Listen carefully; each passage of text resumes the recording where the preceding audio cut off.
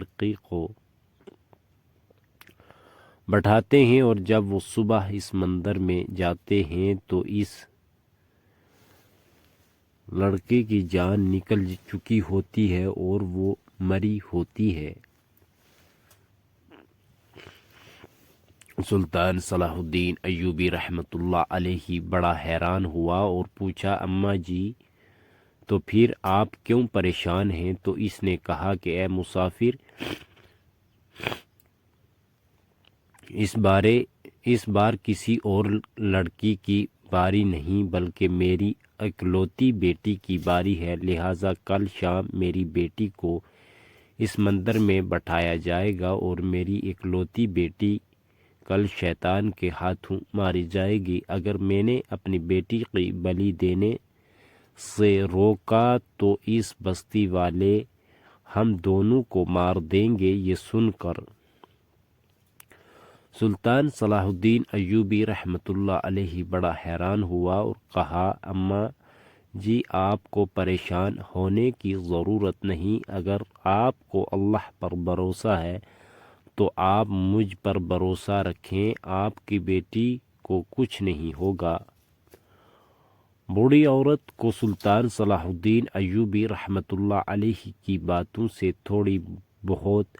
تو اطمینان ملا، لیکن یہ خوف ایسے دل ہی دل میں کھائے جا رہا تھا کہ کل میری اکلوتی بیٹی شیطان کے ہاتھوں بلی چڑھ جائے گی۔ سلطان صلاح الدین ایوبی رحمۃ اللہ علیہ نے اگلے صبح اپنے سفر شروع نہیں کیا اور وہاں ٹھہر گئے۔ جب شام کا وقت ہوا تو سلطان صلاح الدین ایوبی رحمۃ اللہ علیہ نے عورت کو کہا، اماں جی آپ مجھے اپنی بیٹی کی جگہ گھونٹ پہنائیں، گھونگھٹ پہنا کر اس بستی والے کے سامنے اس مندر میں بٹھا دیں تاکہ میں اس راز سے پردہ اٹھا سکوں کہ آخر اس مندر کے اندر حقیقت میں شیطان آتا ہے یا پھر یہ بستی والوں کا ایک وسوسہ ہے۔ اس بوڑھی عورت نے کہا، بیٹا یہ تم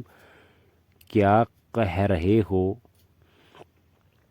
اگر شیطان کو پتہ چل گیا تو اس کے ساتھ دھوکہ ہوا اور ایک لڑکی کی جگہ ہم نے ایک مرد کو بٹھا دیا تو وہ بستی کو مار دے گا۔ یہ سن کر سلطان صلاح الدین ایوبی رحمۃ اللہ علیہ نے اس عورت کو کہا کہ اماں جان اگر آپ کے دل میں ذرا بھی ایمان ہے تو آپ مجھ پر بھروسہ کریں اور مجھے اپنی بیٹی کی جگہ گھونگھٹ میں بٹھا دیں۔ میں آج کی رات اس راز کے پردہ اٹھاؤں گا۔ اس بوڑھی عورت نے یہ چاہتے ہوئے بھی اپنی بیٹی کی جگہ سلطان صلاح الدین ایوبی رحمۃ اللہ علیہ کو گھونگھٹ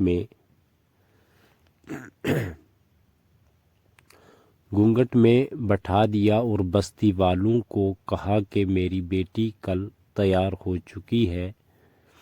لہٰذا آپ لے جائیں۔ بستی والوں نے سلطان صلاح الدین ایوبی رحمۃ اللہ علیہ کو ایک ڈولی میں بٹھا دیا اور اس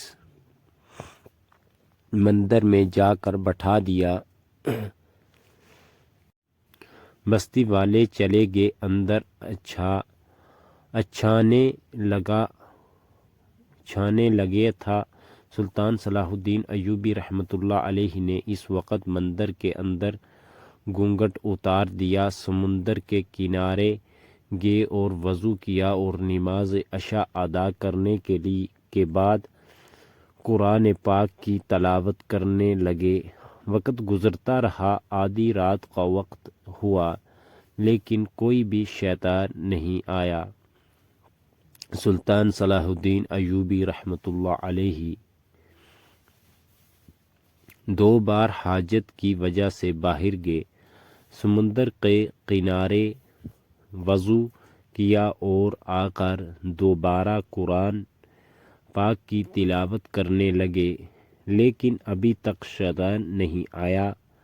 اتنے میں تہجد کی نماز کا وقت ہوا۔ سلطان صلاح الدین ایوبی رحمۃ اللہ علیہ نے تہجد کی نماز پڑھی اور فجر کی نماز ادا کرنے کے بعد قرآن پاک کی تلاوت میں اتنا مشغول ہو گئے کہ وہ دوپہر کا وقت ہو گیا اور سلطان کو پتہ ہی نہیں چلا۔ دوسری طرف صبح جب گاؤں والوں نے بوڑھی عورت کی بیٹی کو دیکھا تو یہ بات پورے گاؤں میں پھیل گئی اور لوگ ایک دوسرے سے کہنے لگے کہ اگر اس بوڑھی کی بیٹی اس جگہ موجود ہے تو پھر اس مندر میں کون لڑکی رات کو شیطان کے ہاتھوں بلی چڑھی گئی۔ یہ سن کر تمام لوگ بستی والے اکٹھے ہو کر اس بوڑھی عورت کے پاس پہنچے اور آ کر سوال کیا اور بوڑھی اماں، اگر آپ کی بیٹی صحیح سلامت آپ کے پاس موجود ہے تو رات کو مندر میں کون لڑکی موجود تھی جو کہ شاید اب شیطان کے ہاتھ مر چکی ہوگی؟ تو اس بوڑھی عورت نے بستی والوں کو شروع سے لے کر ساری کہانی سنائی اور کہا، رات کو میں نے اپنی بیٹی کی جگہ ایک مسافر کو جس نے مجھے مجبور کر دیا تھا اس کو میں نے بٹھا دیا تھا، اور رات کو شاید شیطان نے اس مسافر کو میری بیٹی کی جگہ مار دیا ہوگا۔ یہ سن کر تمام لوگ بستی والے اس تجسس کے ساتھ اس مندر کے طرف دوڑنے لگے اور جا کر دیکھا کہ آخر اس مسافر کے ساتھ کیا ہوا۔ جب بستی والے مندر کے اندر پہنچے تو دیکھا کہ سلطان صلاح الدین ایوبی رحمۃ اللہ علیہ قرآن پاک کی تلاوت میں مشغول تھے۔ انہوں نے جب سلطان صلاح الدین ایوبی رحمۃ اللہ علیہ کو قرآن پاک کی تلاوت کرتے ہوئے دیکھا تو وہ لوگ بڑے حیران ہو گئے اور کہا کہ آخر یہ نوجوان ساری رات مندر کے اندر موجود رہا لیکن شیطان نے اس کو کچھ نہ کہا۔ اتنے میں سلطان صلاح الدین ایوبی رحمۃ اللہ علیہ اپنی جگہ سے اٹھے اور بستی والوں کو کہا، اے بستی والوں، میں ساری رات قرآن پاک کی تلاوت کرتا رہا، 3 بار سمندر کے کنارے وضو کرنے کے لیے گیا لیکن مجھے تو کوئی شیطان نظر نہیں آیا۔ یہ سن کر وہ بستی والے بڑے حیران ہو گئے اور پھر اتنے میں بوڑھی اماں نے کہا، پھر اے مسافر ہمیں یہ بتاؤ کہ آخر شیطان مندر میں نہیں آتا تو اس لڑکی کی جان کیسے نکل جاتی ہے جس کو رات کو مندر میں بٹھایا جاتا ہے؟ تو سلطان صلاح الدین ایوبی رحمۃ اللہ علیہ نے کہا کہ اس سمندر کے دونوں طرف جنگل ہیں، جنگل ہے، پچھلا حصہ سارا سنسار ہے اور سامنے کی طرف سمندر ہے جس کی رات کو کتنی خطرناک لہریں دکھائی دیتی ہیں۔ آپ ہی اندازہ کریں کہ جب ایک لڑکی کو پتہ چل جائے کہ اس کی موت ہونے والی ہے تو وہ تو اپنی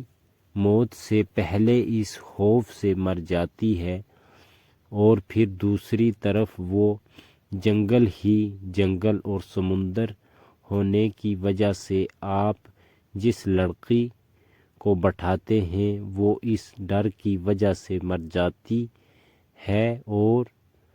کوئی شیطان نہیں آتا، لہٰذا تمام بستی والوں کو آج کے بعد اس مندر میں کسی بھی لڑکی کو بلی چڑھانے کی ضرورت نہیں ہے۔ اور اس طرح سلطان صلاح الدین ایوبی رحمۃ اللہ علیہ کی بہادری اور دلیری کی وجہ سے وہ گاؤں والے اتنی بڑی مصیبت سے بچ گئے اور اس بوڑھی عورت نے سلطان صلاح الدین ایوبی رحمۃ اللہ علیہ کے ہاتھ پیر چومنا شروع کر دیا اور فرمایا، اے مسافر، اگر تم نہ ہوتے تو شاید اب تک میں بھی مر چکی ہوتی، میری بیٹی کے علاوہ میرا اور کوئی دنیا میں موجود نہ تھا، اور اگر آپ نہ آتے تو شاید میری بیٹی بھی مر چکی ہوتی۔ سلطان صلاح الدین ایوبی رحمۃ اللہ علیہ نے کہا کہ اماں جان، بے شک آپ مہمانوں کی اتنی قدر کرتی ہیں، حتیٰ کہ رات کو آپ اتنی پریشان تھیں لیکن آپ نے میری مہمان نوازی میں ذرا بھی کمی نہیں چھوڑی، اور اللہ تعالیٰ کو آپ کی یہ نیکی پسند آ گئی، اور اس لیے اللہ تعالیٰ نے مجھے آپ کی مدد کرنے کے لیے بھیج دیا۔ اور اتنے میں بستی والوں نے پوچھا کہ اے نوجوان، تم کون ہوتے ہو؟ اتنے بہادر اور دلیر انسان ہم نے آج تک نہیں دیکھا۔ تو سلطان صلاح الدین ایوبی رحمۃ اللہ علیہ نے فرمایا، اے بستی والو، میں